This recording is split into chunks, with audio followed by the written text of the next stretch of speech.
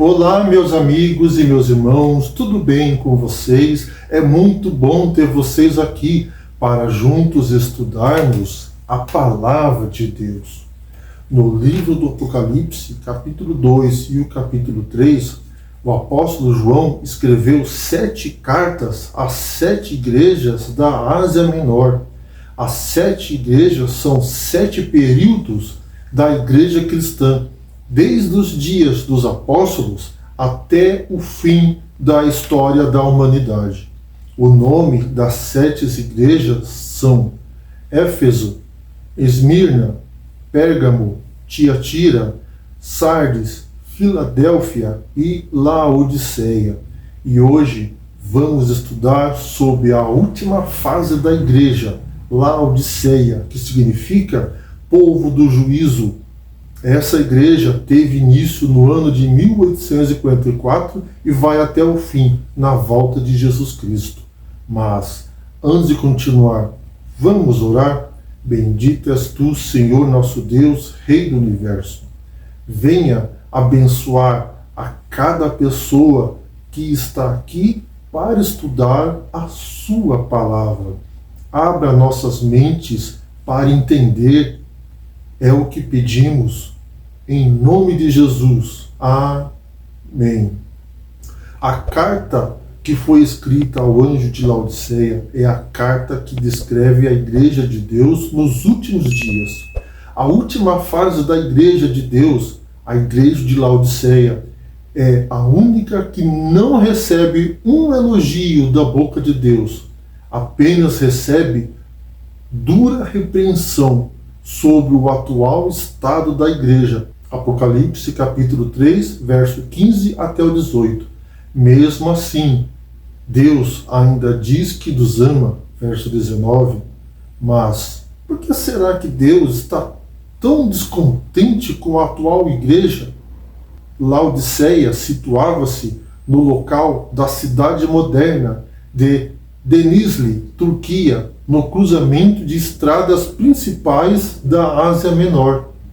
Originalmente, seu nome era Dióspolis, cidade de Zeus, depois Roas, mas Antíoco II, Teos, rei dos Seleucidas, a ampliou e mudou seu nome para Laodiceia, em honra à sua esposa Laodice. Laodiceia foi conhecida como um centro bancário e a região produzia lã preta e um tipo de colírio para os olhos. Antigamente, a água da cidade vinha via de aquedutos das fontes termais ao sul da cidade. Até chegar em Laodiceia, a água ficava morna, a qualidade dela não era boa. A cidade ganhou a reputação de ter água não potável. Ao engolir esta água, muitas pessoas vomitavam. Semelhantemente, Jesus, provocado a vomitar da sua boca a igreja de Laodiceia. Apocalipse capítulo 3, verso 15 e 16. Vamos ler Apocalipse 3, verso 14?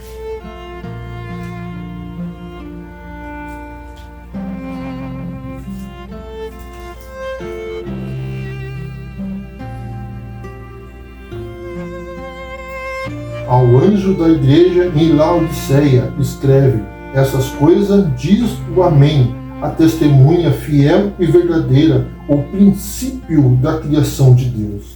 Testemunha fiel e verdadeira, essa expressão funciona como um título para Jesus Cristo, o Criador e governante de todas as coisas. Colossenses capítulo 1, verso 15 até o 18. E o autor das epístolas das 7 igrejas. Vamos ler agora Apocalipse 3, verso 15 e até o 17. Conheço as tuas obras, que nem é frio nem quente.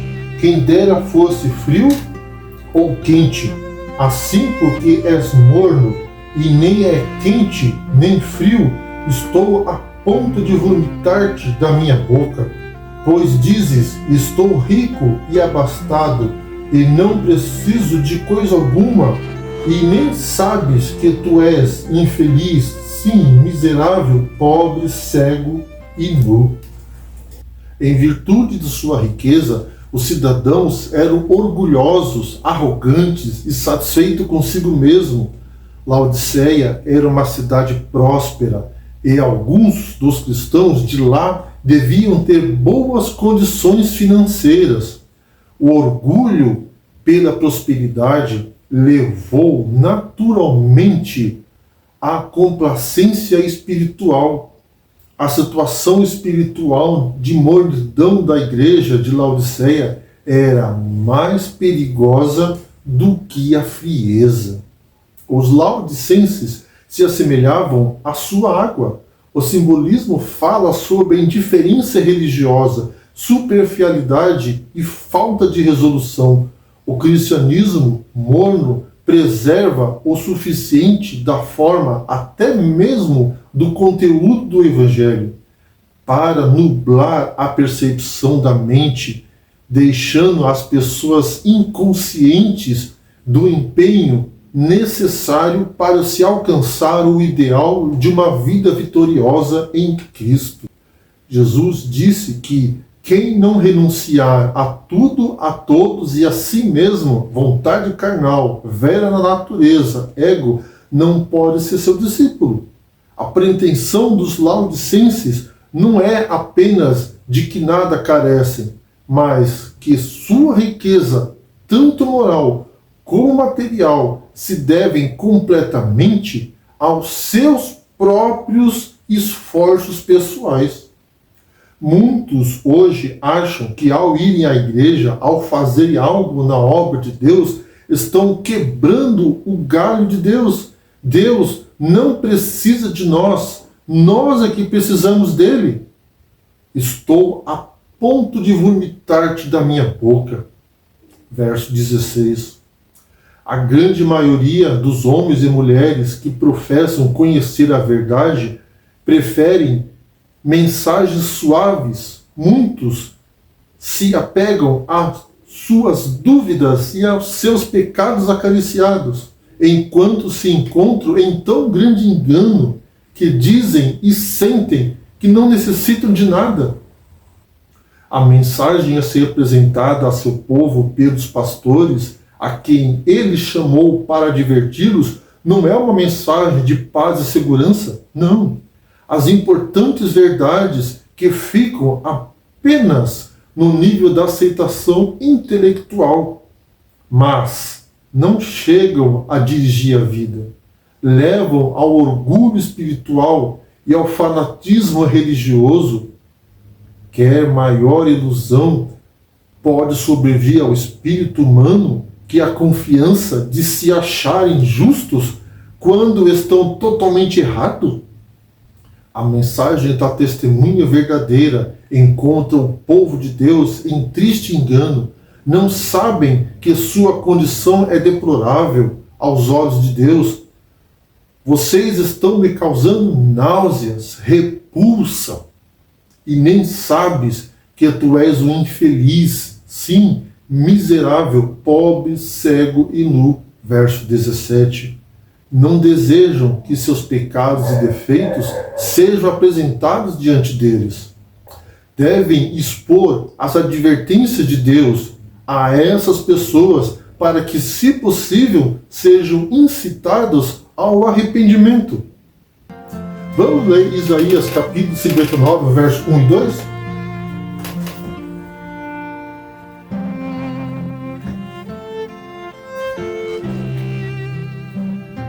Eis que a mão do Senhor não está encolhida para que não possa salvar, nem surdo seu ouvido para que possa ouvir.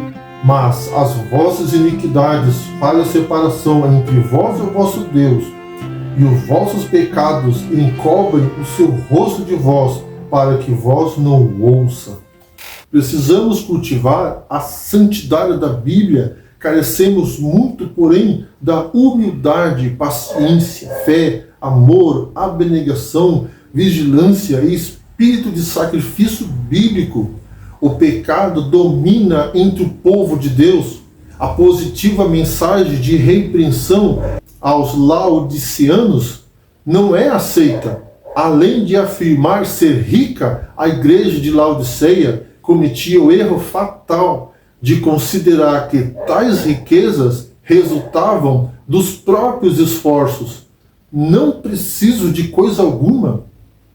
O clímax da vanglória dos laodicenses era achar que sua situação não podia ser melhorada. Esse tipo de autossatisfação é fatal, pois o Espírito de Deus nunca entra onde não se sente a necessidade de sua presença. Vamos ler Apocalipse 3, verso 18?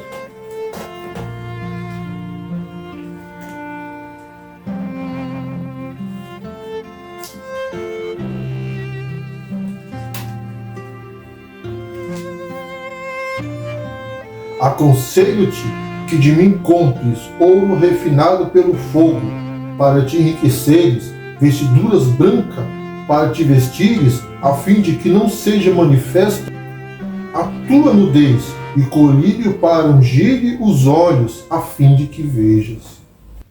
Vestiduras brancas. As vestes brancas simbolizam a nossa vida limpa dos pecados que foram para Cristo. As vestiduras brancas podem ser interpretadas como a justiça de Cristo, porque todos quanto foste batizados em Cristo, de Cristo vós revestistes.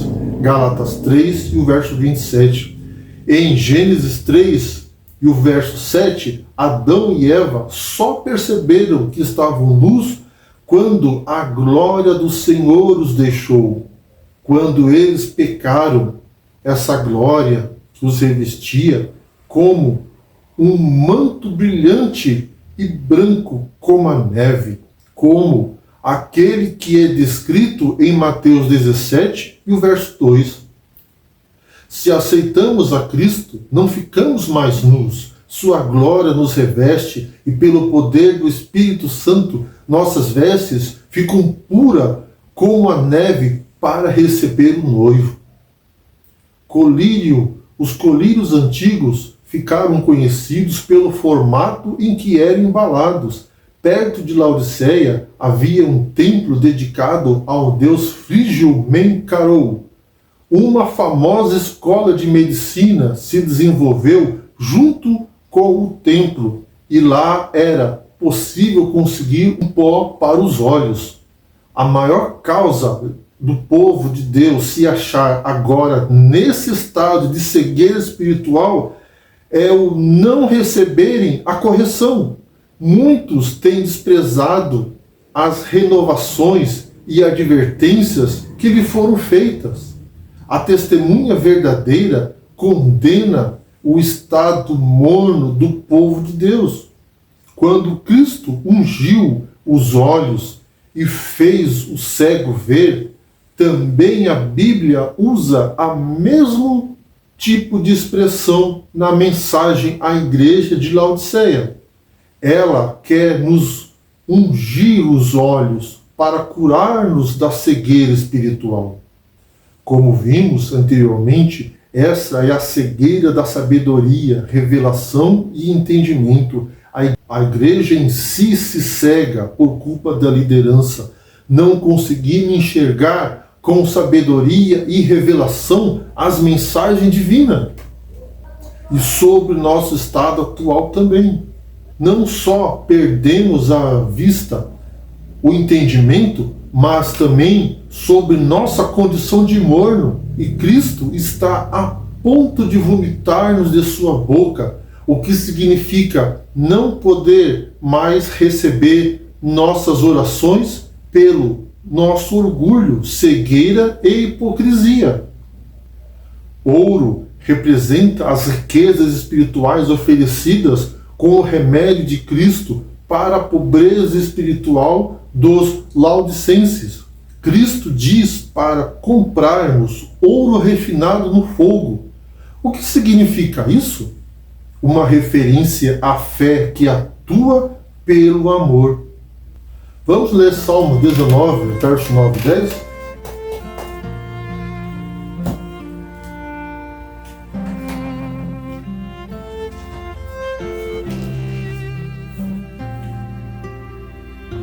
O temor do Senhor é límpido e permanece para sempre.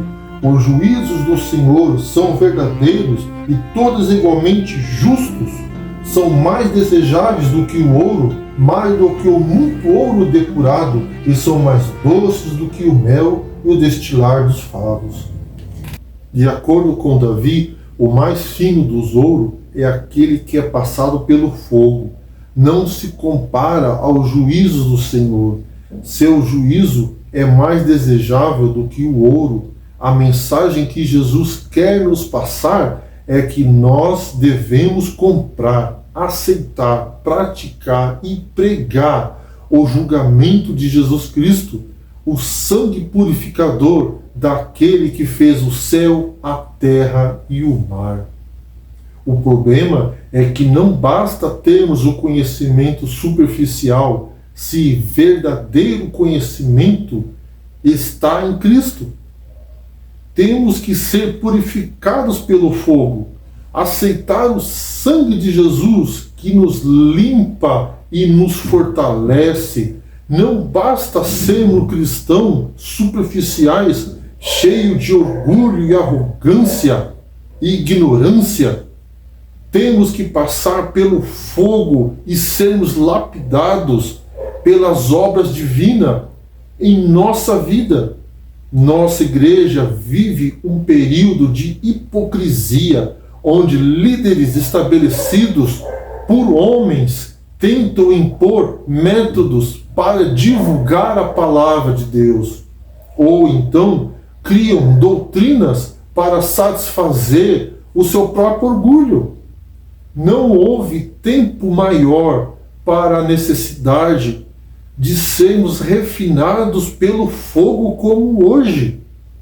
Vamos ler Apocalipse 3, verso 19?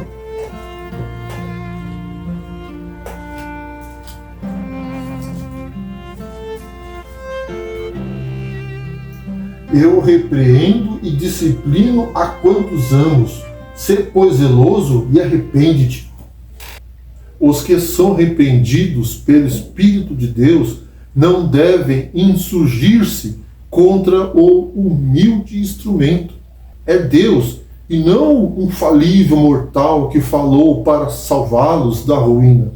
Os que desprezam a advertência serão deixados na cegueira, para se iludirem a si mesmos. Mas os que lhe dão ouvidos, empenhando-se zelosamente na obra de afastar de si os seus pecados, a fim de terem a graça necessária, abrirão a porta do coração para que o querido Salvador entre e com ele habite. Essa classe de pessoas sempre a encontrareis em harmonia perfeita com o testemunho do Espírito de Deus. Vamos ler agora Apocalipse 3, verso 20. Eis que estou à porta e bato. Se alguém ouvir a minha voz e abrir a porta, entrarei em sua casa, cearei com ele e ele comigo. Cristo se posicionou junto à porta e permanece ali. Ele não se cansa de oferecer sua bendita presença a todos os que o aceitam. Não se trata da porta da oportunidade, verso 8, nem da porta da salvação, Lucas 13, 25. Deus fecha e abre essas portas quando Ele quiser.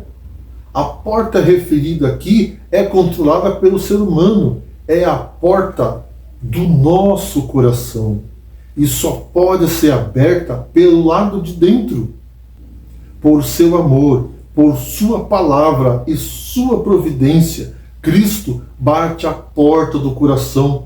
Por sua sabedoria, ele bate a porta da mente e por sua autoridade bate a porta da consciência. E por suas promessas bate a porta da esperança humana. Cristo está batendo na porta da vida humana e mesmo da história da humanidade, pronto a entrar e abençoar as pessoas que o recebem. Vamos ler Mateus 24, no verso 33?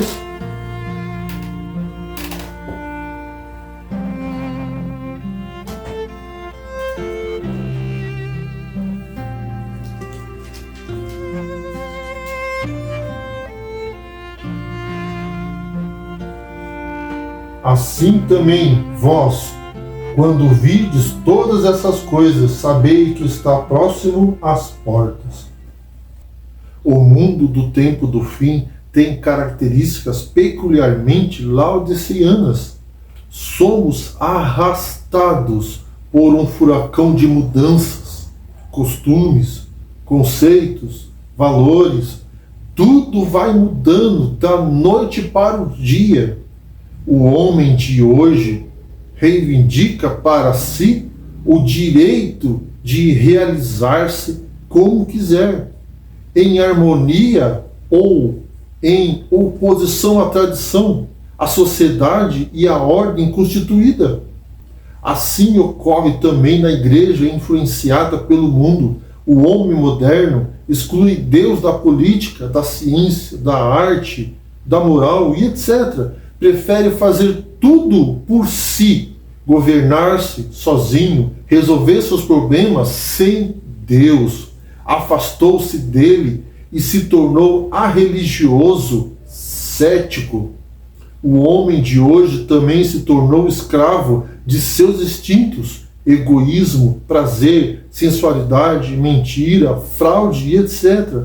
A sociedade de consumo cultiva e incentiva o egoísmo, erotismo, ostentação, violência e etc., legalizando o infanticídio, a eutanásia, o homossexualismo e etc. Enquanto tudo isso está acontecendo aqui na Terra, no santuário celestial, a obra de julgamento continua em operação. Vamos ler 1 Pedro 4, no verso 17?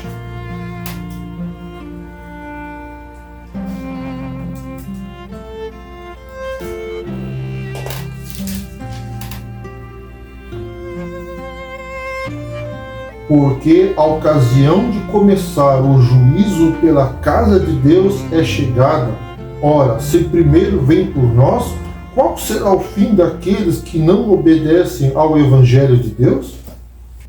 Vivemos num importante, soleníssimo tempo da história terrestre. Achamos-nos entre os perigos dos últimos dias. Importantes e tremendos acontecimentos se acham diante de nós. Quão necessário é que todos os que temem a Deus e amam sua lei se humilhem diante dele e se aflijam, prenteiam e confessem seus pecados que têm separado Deus de seu povo. O que deve suscitar o maior alarme é que não sentimos nem compreendamos nossa condição, nosso estado baixo e satisfazemos-nos de permanecer como estamos. Devemos refugiar-nos na palavra de Deus e na oração, buscando individual e fervorosamente ao Senhor, para que o possamos achar. Cumpre-nos fazer disto nossa primeira ocupação. A igreja vencerá, embora exista males na igreja e tenham de existir até o fim do mundo. A igreja desses últimos dias há de ser a luz do mundo poluído e desmoralizado pelo pecado. Não quer você hoje abrir a porta do seu coração e deixar que Jesus entre e que faça parte da sua vida e seja seu salvador pessoal? Vamos orar. Bendito és tu, Senhor nosso Deus, Rei do Universo. Queremos entregar nossas vidas e nosso coração a ti, Senhor. Perdoe nossos pecados, guie-nos em seus caminhos, envie o Espírito Santo para cada pessoa que está aqui e que assistiu esse vídeo. É o que pedimos, em nome de Jesus. Amém. E que Deus abençoe a cada um de vocês.